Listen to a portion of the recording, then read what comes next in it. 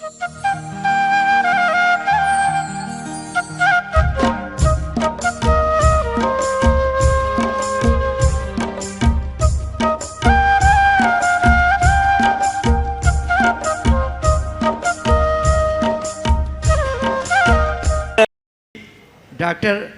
आशा जी जैन अपने प्रश्न के साथ उपस्थित हो रही हैं और अगले क्रम में मैं अनुरोध करता हूं श्री सुरेश कुमार जी जैन प्रेमलता जी इम्फाल मणिपुर से तैयार रहेंगे।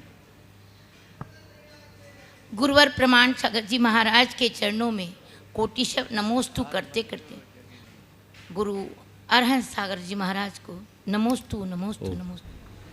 हे गुरुवर, बहुत दिनों से मन में ऐसा भाव आ रहा था कि ऐसे कौन से भाव जब मन में आते हैं कि माता पिता और गुरुओं की सेवा करने के लिए विषम परिस्थितियों में भी भाव उनको यात्रा और उनको आहार के लिए एकदम आतुरता या मन व्याकुल होकर के एकदम भागने को करता है। तो आप कृपया करके बताइए जिससे कि आने वाली सभी पीढ़ी अपने माता पिता की सेवा और उन भावों को प्रशस्त करने के लिए ध्यान की क्रिया से वो प्रयास करें। देखिए, माँ बाप की सेवा बहुत श्रेष्ठ कार्य होना ही चाहिए और ये वही कर सकता है जिसे अपने माँ बाप के ऋणों का स्मरण है। माता पिता का मेरे जीवन में जो योगदान है वो अतुल है। इसका एहसास जिस व्यक्ति को होता है वो पूरे जीवन माँ बाप के प्रति शरणागत होता है, सेवा करता है, उसके हृदय में उत्कंठा होती है। मैं तो आजकल देखता हूँ जब कोई नव दंपति अपने बच्चों को लेकर आते हैं, एक ही बच्चे से परेशान दिखते हैं, तो मैं उनसे कहता हूँ इस बच्चे को पालते समय इस बात को याद रखो कि मेरे माँ बाप ने मुझे कितनी कठिनाइयों में पाला होगा, इसलिए मेरा क्या कर्तव्य है। यदि इतनी दृष्टि हो जाए तो सब स्वतः ये कार्य करेंगे। नमोस्तु गुरुदेव, नमोस्तु। श्रीमान सुरेश कुमार जी प्रेमलता जी इम्फाल मणिपुर से और अगले क्रम में मैं सादर आमंत्रित करता हूँ आभा सोनी जी केकड़ी से। बोलिए। ओम। हे गुरुवर, मेरे और मेरे परिवार की तरफ से 3 बार नमोस्तु नमोस्तु नमोस्तु। मेरा प्रश्न ये है कि सूतक पातक के समय महिलाएं जिनवाणी खोल के मोबाइल में पाठ करती हैं, तो इसमें दोष लगता है क्या? देखिए, सूतक पातक के समय जिनवानी खोल करके पाठ करना, मोबाइल में कर रहे हैं। आप मोबाइल छू रहे हैं कि जिनवानी? मोबाइल। मोबाइल नहीं है, वो जिनवानी है। हाँ। अगर मोबाइल जिनवानी है, मोबाइल में जिनवानी है, तो मेरा तो कहना है जिनवानी जिनवानी है, चाहे वो टेक्स्ट फॉर्म में हो या डिजिटल फॉर्म में। और पीरियड्स के समय लेडीज लोग मोबाइल में बोल तो दिया। नहीं। जिनवानी को जिनवानी मानो, वो जिस फॉर्म में हो। अगर टेक्स्ट फॉर्म में है तो जिनवानी है और डिजिटल फॉर्म में है तो जिनवानी है। इसलिए अगर अपने मोबाइल में ये सब चीज़ें रखते हैं तो अशुद्धि के समय इनका परहेज करना चाहिए। नमस्ते। प्रश्न के साथ अगले प्रश्न के साथ श्रीमती आभा सोनी केकड़ी। हाँ, अगला और बोलिए बोलिए। हाँ, अगले क्रम में तैयार रहेंगी श्रीमती रेखा मोठिया आगरा से। ओम। नमोस्तु महाराज जी, नमोस्तु नमोस्तु नमोस्तु। महाराज जी, अगर सब कुछ भाग्य में निश्चित है तो कर्म कैसे हमारे जीवन को प्रभावित करते हैं और कर्म से हम कैसे अपने जीवन को संवार सकते हैं? सब कुछ भाग्य से निश्चित है तो हम कर्म कैसे कर सकते हैं? सबसे पहला सवाल तो मैं आपसे पूछता हूँ, किसने कहा कि सब कुछ मेरे भाग्य में है? एक बहुत बड़ा भ्रम है, एक बहुत बड़ा भ्रम जो परंपरागत भ्रम है। अच्छे अच्छे तत्वों के लोग भी ये चूक कर जाते हैं। सब कुछ कर्म पे आश्रित है, सब कुछ भाग्य पे आश्रित है। ऐसा है ही नहीं। न तो सब कुछ कर्म से आश्रित है, न सब कुछ भाग्य से आश्रित है। किसी भी कार्य की निष्पत्ति में अनेक कारण होते हैं। कर्म भी उसमें एक कारण है, दैव या भाग्य भी उसमें कारण है, पुरुषार्थ भी एक कारण है, स्वभाव भी एक कारण है, भवितव्य भी एक कारण है, नियति भी एक कारण है। सब जब मिलते हैं तो काम होता है। समझ गए? आप यहां आज आई, भाग्यवशात आई, भाग्य के भरोसे आई क्या? थोड़ा बोलिए, माइक पे बोलिए। पुरुषार्थ, हाँ, हमने भी पुरुषार्थ किया है आने के लिए। पुरुषार्थ किया, केवल पुरुषार्थ से भी नहीं आ सकते, भाग्य भी साथ में साथ दिया ना। भाग्य साथ दिया, पुरुषार्थ करके यहां आए, इसके बावजूद यहां आ जाने के बाद भी आप यहां प्रश्न के लिए खड़े हो गए तो भी अगर संयोग बदल जाए, लाइन कट जाती तो भाग्य, अपना प्रश्न पूछ पाती। थोड़ी देर बाद आपका नंबर आता तो एक कार्य के पीछे अनेक कारण होते हैं और सारे कारण मिलकर कार्य को जन्म देते हैं। हम लोग एक को नहीं पकड़े। कर्म या भाग्य की प्रधानता भले हो जाए, लेकिन संयोग सबके बनते हैं। तो क्या करूं? मेरे भाग्य में क्या है ये मुझे नहीं पता, मेरे कैसे कर्म का उदय ये मुझे पता नहीं, मेरा काल कैसा ये मुझे पता नहीं, मेरी होनहार कैसी ये मुझे पता नहीं। मुझे केवल इतना पता है कि मुझे क्या करना है और मुझे क्या करना चाहिए, वो मैं करते जाऊं, चीजें अपने आप जुड़ते जाएगी। नमस्ते महाराज जी, नमस्ते। समझ रहे बात को? तो जो मेरे हाथ में उसे देखो। हाँ, खूब हाथ पांव मारने के बाद भी वांछित परिणाम न मिले, सोचो यही संयोग है। समझ गए? तो जिसे आप भाग्य शब्द से जोड़े हैं उन्हें मैं संयोग से जोड़ता हूं, और संयोग बहुत व्यापक है, उसी अनुरूप कार्य करना चाहिए। प्रिय बंधुओं, अब मैं बहुत सादर और सम्मान के लिए और सवाल एक मोठिया जी बोल दीजिए। हाँ, बोलिए बोलिए, नाम बोल दीजिए अपना। मैं रेखा मोठिया आगरा से महाराज जी के चरणों में त्रिवार नमोस्तु नमोस्तु नमोस्तु। मुनि श्री, उच्चाकांक्षा और महत्वाकांक्षा के बीच में एक बहुत महीन रेखा होती है। हम अपने लिए या विशेष तौर से आज की युवा पीढ़ी अपने लिए उसमें कैसे सीमांकन करें? देखिए, उच्चता की आकांक्षा या महत्वाकांक्षा का सवाल है। मैं तो कहता हूँ महत्वाकांक्षा होनी चाहिए। अगर आप मुझसे पूछो तो मैं साधु भी बना हूँ तो किसी महत्वाकांक्षा से प्रेरित होकर के बना हूँ। जैसे मनुष्य के हृदय में महत्वाकांक्षा नहीं होती, वो कभी आगे नहीं बढ़ पाता। मेरी महत्वाकांक्षा एक ही है, वो क्या है? अपने जीवन को जीवन के चरम शिखर तक पहुँचाना। ये महत्वाकांक्षा ही मुझे यहाँ तक लाने की प्रेरणा दे रही है। लेकिन एक ही वाक्य में आपकी बात का उत्तर दूंगा, महत्वाकांक्षा हो, कुंठित महत्वाकांक्षा ना हो। समझ गए? कुंठित महत्वाकांक्षा मनुष्य की प्रगति को रोक देती है, वो अनेक प्रकार की विकृतियों को जन्म दे देती है। ऐसी महत्वाकांक्षा से अपने आप को बचा कर रखिए। ओम। अब मैं बहुत आदर के साथ श्रीमान पन्नालाल जी बनाड़ा और श्रीमती सरला जी बनाड़ा को सादर आमंत्रित करता हूं। आप आगरा से पधारे हैं और हमारे आपके 75वें जन्म दिवस के अवसर पे आप गुरु चरणों में पधारे हैं। सभी लोग बड़े ताली बजा करके आपका अभिनंदन करें। और गुणायतन परिवार के सम्मान के लिए मैं बुला रहा हूं श्रीमान एनएल जैन साहब, श्रीमान शैलेंद्र जी साहब, श्रीमान प्रद्युम्न जी, और इधर से श्रीमती लता जी गंगवाल और श्रीमती पूनम जी। आप सभी आकर के दोनों दंपतियों का अभिनंदन करें। ओम।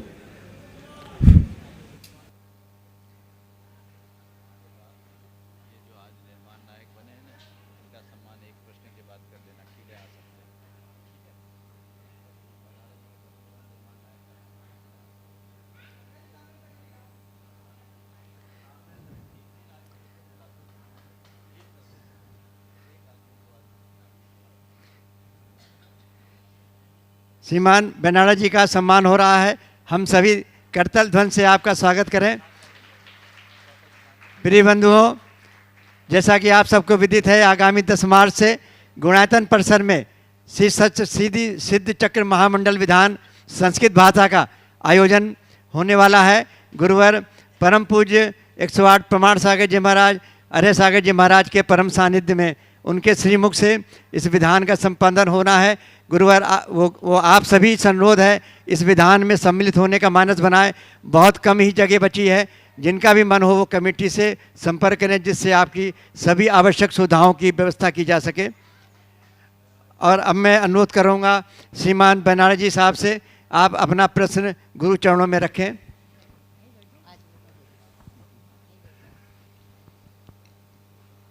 नमोस्तु गुरुवर। जब भगवान का विहार होता है तो देवों के द्वारा उनके पैरों के नीचे स्वर्ण कलश की रचना होती है। तो ये संख्या में 225 होते हैं। तो ये जैसे 8 दिशाओं में एक एक होता है, फिर उसकी अंतराल में 8 दिशाएं होती हैं, उसमें एक एक 7-7 होते हैं। तो महाराज ये जब विहार होता है भगवान का तो एक डायरेक्शन में होता है, तो उनके चारों ओर ये कमल की रचना क्यों होती है? ऐसा है, चारों ओर कमल की रचना उनके चरणों के चारों ओर है। जी जी, चारों, और बहुत बृहद नहीं है। तो जहाँ भगवान हैं अगर चल रहे हैं तो इधर भी कमल, इधर भी कमल, इधर भी कमल, इधर भी कमल, 7-7 कमलों की आपके जाकर के पंक्तियाँ होती है, 7 इधर 7 इधर, यानी 15-15 कमलों की 7-7 7-7 16-16 32 कमल होते हैं और बीच में एक, इस तरह से होता है। तो 7 इधर 7 इधर, दिशा विदिशा और उनके अंतर दिशाओं में। तो ये पूरा कमल ऐसा एक घेरा होता है कमलों का, जो भगवान के चरणों के नीचे होता है, बहुत अद्भुत शोभा होती है। तो ये शोभा के लिए होता है या और कोई कारण? ये तो पुण्य का वैभव, मैं तो इसे इस अर्थ में लेता हूँ, भगवान के चरणों में कमल का खिलना 3 लोक की संपदा का उनके चरणों में निछावर होने का द्योतक है, क्योंकि कमल लक्ष्मी का प्रतीक है। और भगवान का उससे 4 अंगुल ऊपर उठकर चलना उनकी अलिप्तता का द्योतक है। नमोस्तु। ओम। अगले क्रम में मैं सादर आमंत्रित करता हूं श्री माणक चंद जी, कमला देवी मुशरफ, श्री राकेश कुमार मुशरफ जयपुर से। आपने आज निर्माण नायक के रूप में गुणायतन में अपना योगदान दिया है और मैं इनके सम्मान के लिए श्रीमान अनिल जैन साहब और श्री कपूर चंद जी और श्रीमान प्रद्युम्न जी कृपया आकर के आपका सम्मान करेंगे और ताली बजा करके आप सभी लोग आपके पुण्य की अनुमोदना करेंगे। इसी बीच मैं आपको सूचित करना चाहूँगा, आज सूत्रधार के लिए श्रीमती शकुंतला जैन, श्री नीरज जी, नरेश जी, निर्भय जी जैन बिलसी से आपसे भी अनुरोध है, कृपया आप मंच पे आने की कृपा करेंगे। गुणायतन परिवार आपका सम्मान करना चाहेगा।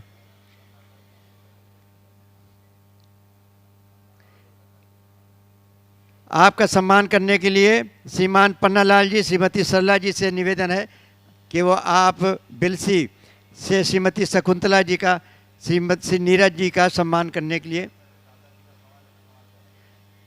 हाँ, आप श्रीमान माणक चंद जी, माणक चंद जी कोई प्रश्न रखना चाहेंगे? प्रश्न दीजिए, प्रश्न के लिए। दोनों महाराजों को सादर नमोस्तु नमोस्तु, कोटि कोटि नमोस्तु नमोस्तु। हाँ, सम्मान। चलिए, श्रीमती शकुंतला जैन, नीरज जी जैन, नरेश जी, निर्भय जी बिलसी, आपका सम्मान करने के लिए श्रीमान पन्नालाल जी, श्रीमती सरला जी बेनाड़ा, आगरा। प्रिय बंधुओं, आज निर्माण निधि में जिन लोगों ने अपना योगदान दिया है, श्री सेवालाल जी जैन, सुपुत्र मोतीलाल जैन, मातुश्री चौथी बहन पत्नी लीला बहन कमलेश जी जैन, और साथ ही निखिल जी, रीता जी, शिल्पी जी, सपरिवार लोहरिया निवासी, अहमदाबाद प्रवासी। ताली बजा करके कर्तव्य धन से आप हम उनका सम्मान करते हैं। निर्माण निधि में श्रीमती निर्मल मंजूलता सरावगी, धर्मपत्नी अरुण सरावगी गुवाहाटी से, दूसरे श्री अभिनव जैन, संजय जैन गोहाना सोनीपत से, और श्री अभिनंदन जैन, श्रीमती मधु जैन सीकर से, और श्रीमती सावित्री शिखर चंद जैन अहमदाबाद से। आपने निर्माण निधि में अपना योगदान दिया है, बहुत बहुत बधाई आपको, बहुत बहुत शुभकामनाएं। अगले प्रश्न के लिए बीना जी बेनाड़ा जयपुर, कृपया आप अपने प्रश्न के साथ उपस्थित हों। और अगले क्रम के लिए मैं आमंत्रित करता हूं श्री अरुण जी काला, सनावद, मध्य प्रदेश, तैयार रहेंगे। श्रीमती बीना जी बेनाड़ा, जयपुर श्यामनगर। अरुण जी काला, सनावद, मध्य प्रदेश, आप उपस्थित हैं? आइए आइए। और अगले क्रम में तैयार रहेंगे श्री रमेश जी जैन, जयपुर। नमोस्तु महाराज जी, नमोस्तु महाराज जी, नमोस्तु महाराज जी। महाराज जी, मेरा प्रश्न है कि आजकल की पीढ़ी दूध का प्रयोग बिल्कुल लत की तरह करने लग गई है। जैसे कि अभूतपूर्व मात्रा में चीज़, मेयोनीज़, आइसक्रीम, पनीर, 3 बार की चाय इत्यादि हर चीज़ में दूध है। पर इतना दूध उत्पादन करने के लिए गायों को, भैंसों को बार बार आर्टिफिशियली प्रेग्नेंट करना पड़ता है, क्योंकि गाय या भैंस डिलीवरी के 10 माह बाद तक ही दूध देती हैं। महाराज जी, इसमें क्या पंचेंद्रिय जीवों को अपनी भूख के लिए प्रताड़ना देने का दोष नहीं लगता है? देखिए, मैं तो ये कहूँगा कि सबसे पहले दूध जैसी वस्तु का ठीक तरीके से उत्पादन हो, हमें ये सुनिश्चित करना चाहिए कि दूध संपूर्ण आहार है और शाकाहारियों का ये आधार है। हमारे तीर्थंकरों ने इससे प्रथम आहार लिया। पर किसी भी प्रकार से कृत्रिम तरीके से गर्भाधान करना पूरी तरह से अमानवीय है, अनुचित है, अवांछनीय है, हमें नहीं करना चाहिए। जो नैसर्गिक रूप से गाय प्रेग्नेंट हो, गर्भाधान हो और प्रसूति करे, बच्चे दे, तो वो दूध तो सेवन योग्य है। लेकिन आजकल जिस तरीके से होने लगा है, ये चिंतनीय। इसी तरह आज जो दूध है, देश में जितना दूध का उत्पादन है उससे कई गुना खपत है। ये कहीं ना कहीं कृत्रिम दूध, जो सिंथेटिक दूध के रूप में, नकली दूध के रूप में बाज़ार में चल रहा है, ये सभी के सेहत के साथ भी खिलवाड़ है। आए दिन आप लोग YouTube के माध्यम से बहुत सारे क्लिप ऐसे देखते हैं जिसमें इस तरह के दूध का उपयोग या प्रयोग करते हुए देखा जा सकता है। ये सब चीज़ें कतई उचित नहीं हैं, हमें इन्हें प्रोत्साहित नहीं करना चाहिए और इनसे बचना चाहिए। आपने बिल्कुल ठीक कहा है, अपने स्वार्थ के लिए किसी को प्रताड़ित करना घोर हिंसा है, हमें इनसे बचना चाहिए। इसका एक ही उपाय है कि हम पशुपालन को बढ़ावा दें ताकि दुग्ध का उत्पादन हो, उसे नैसर्गिक तरीके से आगे बढ़ाने की कोशिश करें, व्यावसायिक रूप न दें। साथ ही जब उपलब्धता की कमी है तो इनका उतना ही उपयोग करें जितना कि ज़रूरी है। कम से कम उपयोग करना हम शुरू करें तो ये जीवन के लिए बहुत अच्छा हो सकता है। नमोस्तु महाराज जी, नमोस्तु महाराज। श्रीमान रमेश जी जैन, जयपुर। और अगले क्रम में सादर आमंत्रित करता हूँ श्रीमान शैलेन जी जैन, गुणायतन, मुख्य प्रशासक। नमोस्तु महाराज जी, मैं रमेश साखुणिया, जयपुर से। मैं 6 प्रतिमाधारी हूँ जो मैंने सुधा सागर जी महाराज से ली है। मेरा एक क्वेश्चन है महाराज जी, अनंतानुमति कषाय का उत्कृष्ट उदाहरण जैसे मान में रावण और शकुनी मामा मायाचारी में ये तो मिलते हैं, लेकिन जघन्य कोई उदाहरण दीजिएगा, अनंतानुमति का जघन्य उदाहरण कोई बताइएगा मेरे को। नमस्ते महाराज। जघन्य उदाहरण तो किसी का भी हो सकता है, साधारण प्राणी में भी अनंतानुमति तो है ही। नहीं, मैं स्पेशल जानना चाहता हूँ। देखिए, कषाय मात कषाय है, हम पर्टिकुलर ये नहीं कह सकते कि ये वही कषाय। जघन्य कषाय मैं आपको बताऊं, अनंतानुबंधी कषाय के उदय में भी शुक्ल लेशा हो सकती, समझ गए? तो किसी भी, आपने जघन्य बोला तो शांत परिणामी जीव है और मिथ्या दृष्टि है, तो समझ लेना वो अनंतानुबंधी है। उदाहरण चाहिए था हमारा। उदाहरण क्या दे, एकदम क्षमता में बैठा है। चलो हम बता देते हैं। एक अभव्य मुनि, बता दूं? एक अभव्य मुनि जिनको घानी में पेला जा रहा है, उफ नहीं कर रहे हैं, पर अनंतानुबंधी कषाय का सबसे जघन्य रूप शुक्ल लेशा आ गया। चलिए श्रीमान शैलेन जी, मुख्य प्रशासक, गुणायतन। और उसके बाद अगले क्रम में मैं सादर आमंत्रित करता हूँ श्रीमान NL जैन साहब, कोषाध्यक्ष। दोनों मुनिराजों के चरणों में मेरा और मेरा परिवार का बारंबार नमोस्तु नमोस्तु नमोस्तु। महाराष्ट्री, इस बार वंदना करते हुए 2 चीज़ें बहुत अजीब सी लगी कि पहले तो हम लोग सामग्री चढ़ाते थे तो जानवर बंदर आके खा लेते थे। इस बार देखा तो वहाँ पर लोग आते हैं और सामग्री इकट्ठा करके ले जाते हैं और बंदरों को पत्थर मारते हैं। दूसरा हमने देखा जब पार्श्वनाथ भगवान की टोंक पर पहुँचे तो टोंक पर ही मंदिर के बाहर लोग वहाँ बैठकर भोजन कर रहे थे। ऐसे में हमारा क्या कर्तव्य बनता है? देखिए, इस विषय में काफ़ी चर्चाएं चल रही है, बहुत जल्दी व्यवस्थाएं बन रही है। यहाँ की सारी संस्थाओं के लोगों से मैंने कहा है, एक बार मेरे पास सब लोग बैठे भी हैं, बहुत जल्दी एक नियमावली आप सबके बीच आएगी और इसका रास्ता निकलेगा। महर्षि, जो भोजन करने वाले लोग थे वो कोई और नहीं, अपने जैनी लोग महान पाप के भागी हैं, ऐसा नहीं होना चाहिए। ओम। श्रीमान शांतिलाल जी पन्नालाल जी अहमदाबाद गुजरात से अगले क्रम में जल्दी शीघ्रता करेंगे और अगले क्रम में तैयार रहेंगे श्रीमती सूरज बहन अहमदाबाद। ओम। चलिए एनएल जैन आ जाइए जब तक। चलिए। ओम।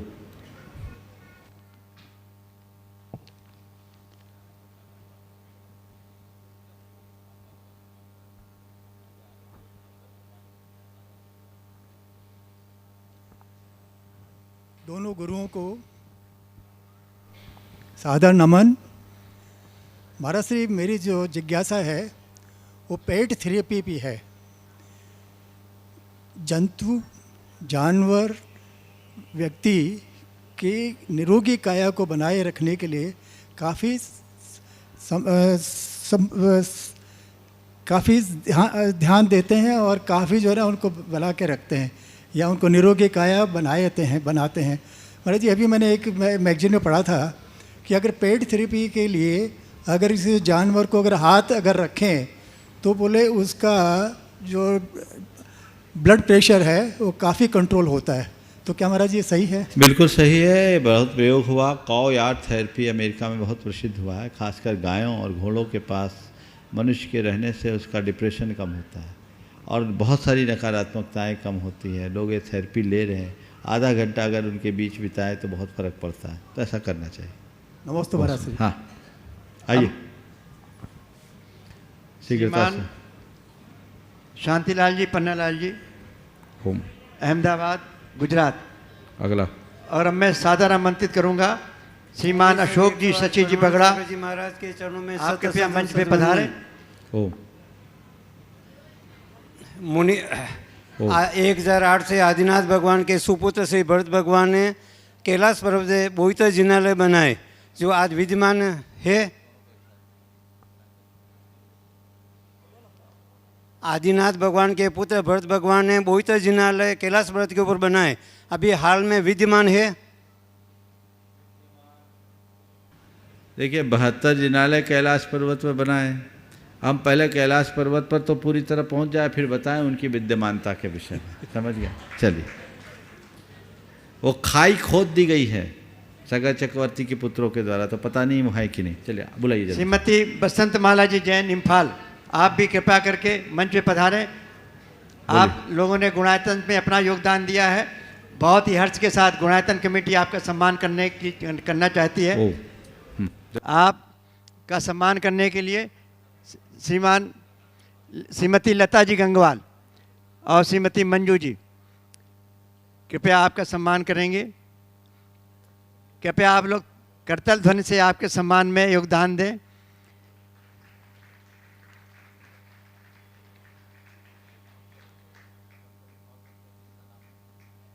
नाम तो बहुत सारे, बहुत बहुत अनुमोदना आपके पुण्य की, आपके योगदान की। ओम। ठीक है, आज के इस सत्र को चूँकि कुछ व्यवधान है इसलिए आगे ना बढ़ा करके मैं हो गया ना, यहीं पर विराम दे रहा हूँ। बसंत माला जी बोलिए। परम पूज्य आचार्य गुरुवर श्री विद्यासागर जी महाराज। बसंत माला जी बसंत माला जी अपना प्रश्न रख रही हैं सम्मान करने के लिए। श्रीमती लता जी गंगवाल के द्वारा आपका सम्मान किया जा रहा है। बस आज हो गया। ओम। चूँकि 20 मिनट का कार्यक्रम और था, लेकिन आज